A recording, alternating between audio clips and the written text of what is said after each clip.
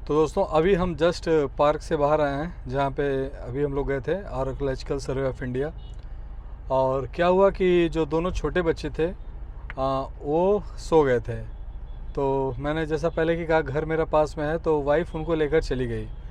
थोड़ा आने में हम लोग को लेट हुआ, धूप ज़्यादा थी तो 2 घंटे में ही वो लोग थक गए। हालांकि कुछ दिन पहले वो लोग आए थे, लेकिन उस समय मैंने वीडियो नहीं बनाया था। तो फ़िलहाल अभी मैं और ईशान हैं यहाँ पर, और अब हम लोग चल रहे हैं ज़ू की तरफ। और वहाँ पे बुद्धिस्ट टेम्पल भी है प्लस ज़ू दोनों है, वहाँ चलते हैं। म्यूज़ियम मैं दिखा नहीं पाया क्योंकि वहाँ पर वीडियोग्राफी अलाउड नहीं है। हम लोग खुद जाकर देख लेंगे, अगर वीडियो अलाउ करेगा तो दिखाएंगे, अदरवाइज़ बाद में देखेंगे। तो अभी हम चल रहे हैं आगे ज़ू की तरफ, चलिए मेरे साथ। यहीं पास में ही है और 500 मीटर पे है, तो गाड़ी वहीं पे लगा देंगे।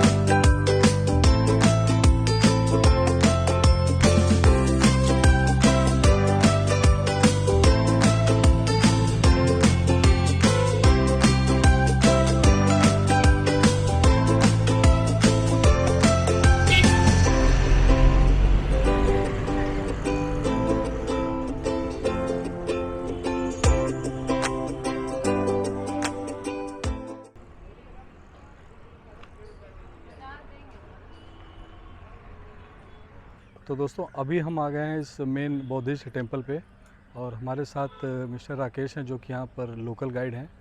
तो थोड़ा इनसे हम जानेंगे। वैसे तो मैं कई बार आया हूँ यहाँ पर, लेकिन जो गाइड होते हैं उनको थोड़ी सी और प्रॉपर जानकारी होती है। तो ये टेम्पल कब बना, कैसे बनाया गया, क्या क्या है यहाँ पर, आइए इनसे पूछते हैं। तो देखिए, आप लोग जिस प्लेस पे आए हैं, इस प्लेस का नाम है सारनाथ।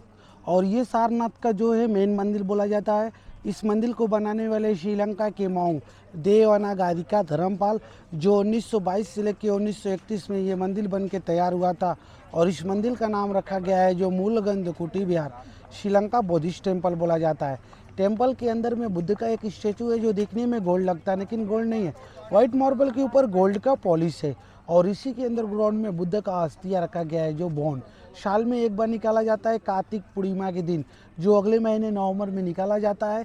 और जितने भी एशिया की बौद्धिस्ट है, Sri Lanka, Burma, Cambodia, Vietnam, Indonesia, करीब 1,50,000 आदमी लोग यहाँ पे प्रवेश करते हैं उस अस्थि का दर्शन करने के लिए। बाकी दिन उसको अंदर ग्राउंड में रख के बंद कर देते। तो अभी हम लोग नेक्स्ट चलेंगे आगे बौद्धिस्ट ट्री, जहाँ बुद्ध ने अपने 5 शिष्यों को पहला उपदेश दिया है, जहाँ से बौद्धिज्म पूरे वर्ल्ड में जाना गया है। फर्स्ट प्लेस है उनका बोधि वृक्ष जो बोध गया बिहार में, जहाँ उनको ज्ञान मिला था। और दूसरा है श्रीलंका अनुराधापुरा में। और तीसरा ये सारनाथ में। सारनाथ से बौद्धिज्म प्लेस जो स्टार्ट हुआ था, उसी पेड़ के नीचे जो बुद्ध का 5 शिष्यों का मूर्ति बनाया गया है। तो अभी हम लोग चलेंगे तो बौद्धिस्ट ट्री, तो उसके बारे में आपको वहीं बताएंगे। आइए।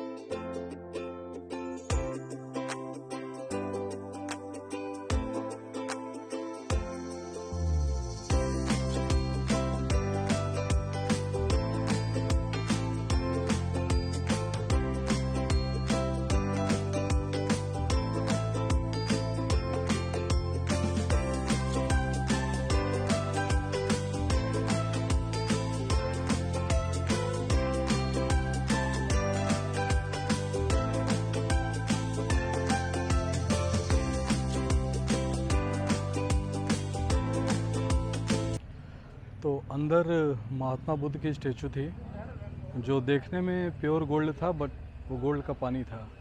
और काफ़ी अच्छा वातावरण था, शांत था। आप आराम से बैठ के मेडिटेशन भी वहाँ पे कर सकते हैं। फ़िलहाल अभी कोरोना का टाइम चल रहा है तो ज़्यादा भीड़ नहीं था, हम लोग बहुत जल्दी वापस आ गए। आइए अब राकेश जो हमारे लोकल गाइड हैं, देखते हैं और क्या दिखाते हैं हमको।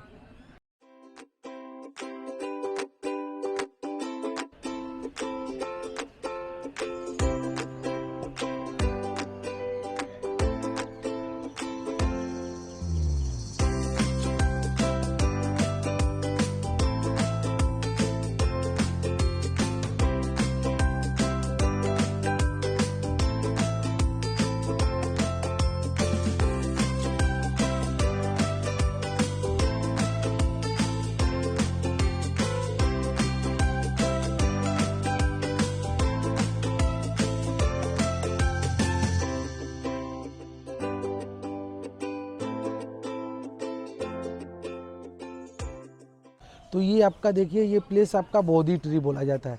जो ओरिजिनल बोधि ट्री है वो बोध गया बिहार में है।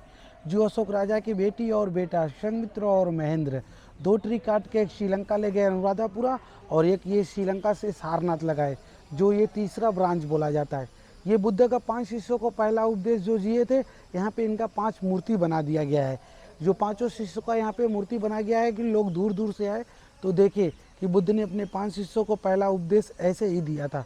और बगल में जो धर्म चक्र मंत्रा लगा गया है, जो बौद्धिस्ट लोग होते हैं, जो बुद्धम शरणम गच्छामि, संघम शरणम गच्छामि, धम्मम शरणम गच्छामि, ऐसे बोल के लोग राउंड करते हैं। ये सामने में आप घंटा देखेंगे जो दलाई लामा के द्वारा यहाँ एक जर्मन की लेडीज़ यहाँ पे डोनेट की है। ये 2010 किलो का है। सुबह 4 बजे, शाम को 6 बजे 2 टाइम बजाया जाता है। इसमें ओम करके आवाज़ आता है। ये फोटोग्राफी लेके आएंगे, फिर आप लोग शूज़ पहनेंगे।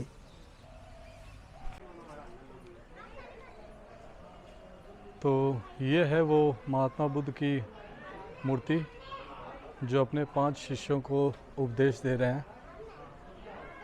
रेड कलर का ये पूरा स्टेचू बनाया गया है, जैसा कि उस राकेश ने बताया। और ये पीपल के पेड़ के नीचे ये मंदिर बना हुआ है, बहुत ही खूबसूरत बना है।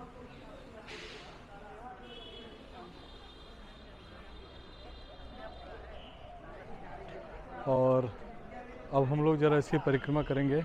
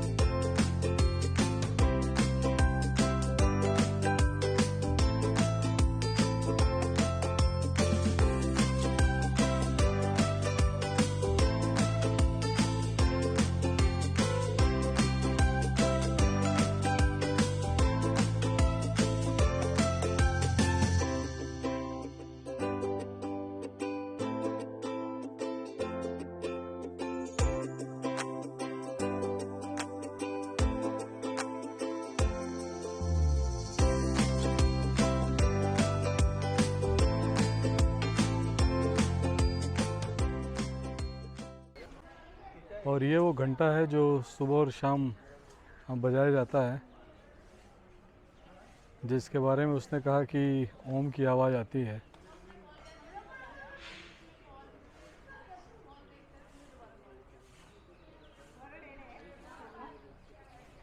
बहुत ही शांत माहौल है।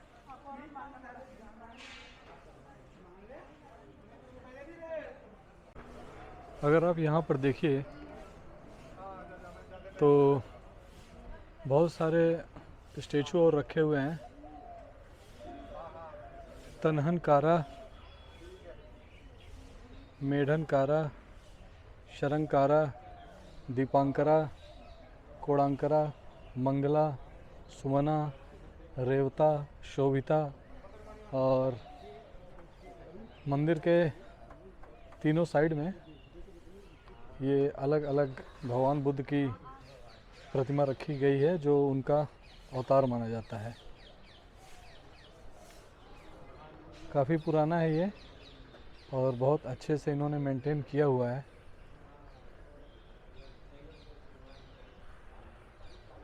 करीब 25 के आसपास टोटल स्टेचू बनाए गए हैं।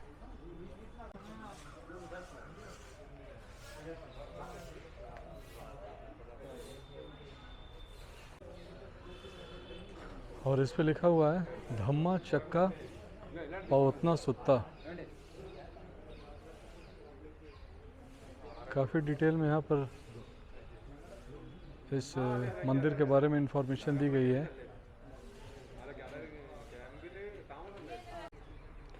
तो यहाँ पर हो गया, अब आगे चलते हैं, देखते हैं राकेश जी हमें कहाँ कहाँ घुमाते हैं। गांधी जी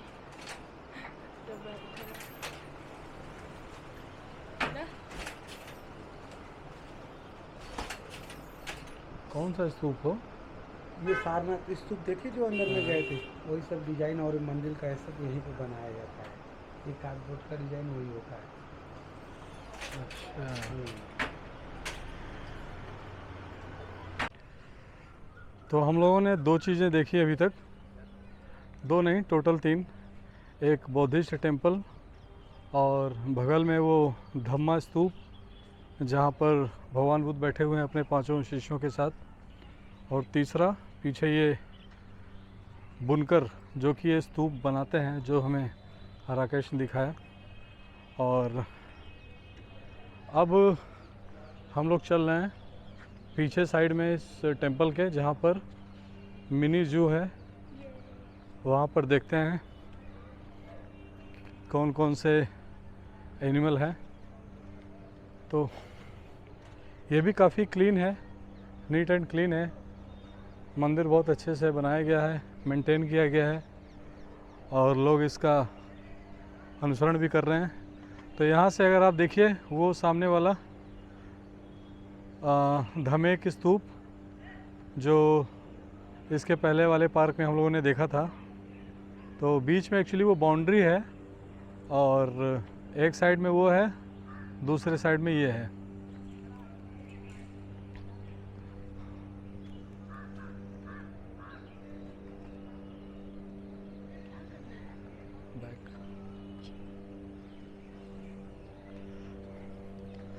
तो जब हम लोग कॉलेज टाइम में पढ़ते थे, अराउंड 11th और 12th में, और यहाँ पर आते थे, तो इस पार्क में आने के बाद उस पार्क में जाने के लिए हम लोग बस यही बाउंड्री क्रॉस करके चले जाते थे, ताकि पैसा न देना पड़े एंट्री टिकट का उस साइड के लिए, जो कि अभी आज 20 रुपये के आसपास है, उस समय 5 रुपये था।